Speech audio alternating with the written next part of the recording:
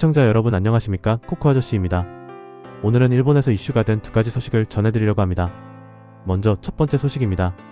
세계적인 자동차 제조업체인 토요타가 새로운 전기차를 발표했다는 것입니다. 전 세계에서 자동차 판매 1위인 일본의 토요타가 이번에 유럽 시장을 겨냥해 새로운 전기차 모델 3종을 공개했다고 하는데요. 과연 어떤 차량들이고 어떤 특징을 가지고 있는지 자세히 알아보겠습니다. 토요타는 지난 6일 벨기에에서 열린 자동차 행사에서 유럽 시장을 위한 새로운 전기차 3종을 발표했는데요. 현재 유럽에서 자동차 판매 점유율이 8.4%인 토요타는 현대차에 이어 두 번째로 높은 판매 기록을 가지고 있습니다. 하지만 전기차 점유율은 아직 낮은 편이지요. 이번에 새로운 전기차를 출시하면서 2026년부터 2027년까지 전기차 점유율을 20% 정도로 높일 계획을 세웠다고 합니다. 이는 토요타가 유럽 시장에서 전기차 사업을 본격적으로 확대하려는 전략적인 움직임으로 해석됩니다. 그럼 새로운 세 가지 모델의 전기차를 하나씩 살펴보겠습니다. 첫 번째 모델은 BZ4X입니다. 토요타의 전기 SUV 라인업 중 하나로 기존 모델보다 더 긴 주행거리를 자랑합니다.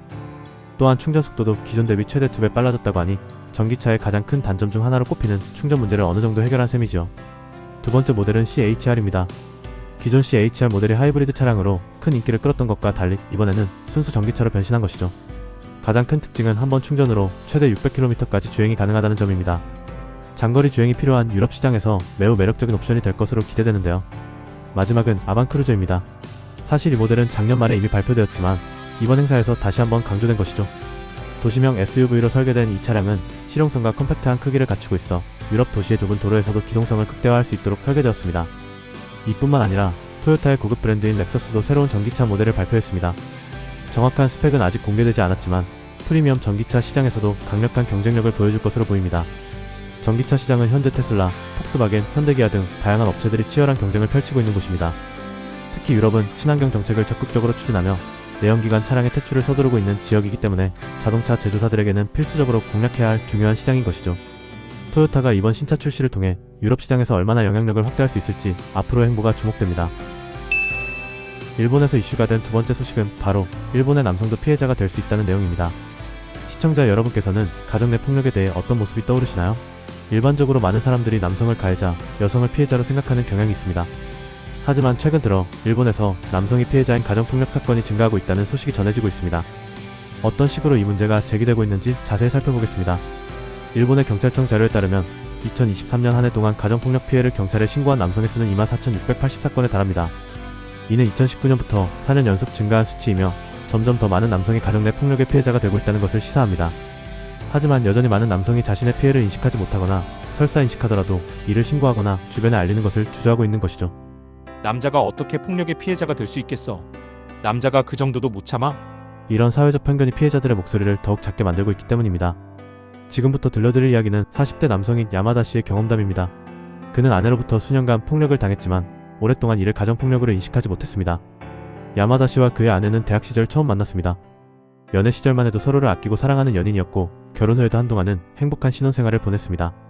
하지만 결혼 후 불과 반년이 지나면서부터 분위기는 급격히 변했습니다. 처음에는 사소한 잔소리에서 시작하였습니다. 이걸 왜 이렇게 써? 왜 내 말을 안 듣는 거야? 이렇게 시간이 지나면서 그녀의 말투는 점점 날카로워졌고 급기야 폭력으로 이어진 것이죠. 하루는 퇴근 후 집에 돌아온 야마다 씨가 옷을 벗어놓자 아내가 다짜고짜 소리를 질렀습니다. 왜 또 아무데나 벗어나? 몇 번을 말해야 알아듣겠어? 그의 변명을 듣기도 전에 갑자기 따기가 날아왔습니다. 그는 반사적으로 얼굴을 감쌌고 강한 충격을 느꼈습니다. 그날 이후 그의 삶은 점점 두려움 속으로 빠져들게 된 것이죠. 아내의 감정이 격해질 때마다 그는 머리를 얻어맞았고 몸에 아픔을 느끼는 일이 자주 생겼지만 그는 이를 신고할 생각을 하지 못했습니다. 내가 뭘 잘못했나? 내가 좀 더 조심하면 되겠지. 남자가 이 정도로 신고하는 건 너무 유난 떠는 일일 거야. 그는 매일 자신을 합리화하며 이 현실을 견뎌내려 했습니다. 결국 이러한 사회적 현상이 발생하는 원인은 다음과 같은 것 때문일 수 있습니다. 먼저 남자니까 조금 참아야지라는 생각을 갖거나 내가 이렇게 된 것은 전적으로 너 때문이야 라는 마음에서 비롯됩니다. 또한 남성 피해자를 위한 상담 시스템이 부족한 것도 하나의 원인으로 지적됩니다. 이러한 상황에서 남성 피해자는 스스로를 잘못해서 이렇게 되었다고 자책하게 되는 것이죠. 야마다 씨는 5년 동안 참아오다가 결국 헤어지기로 결심했습니다. 오랜 법적 다툼 끝에 그는 마침내 자유를 되찾을 수 있었던 것이죠.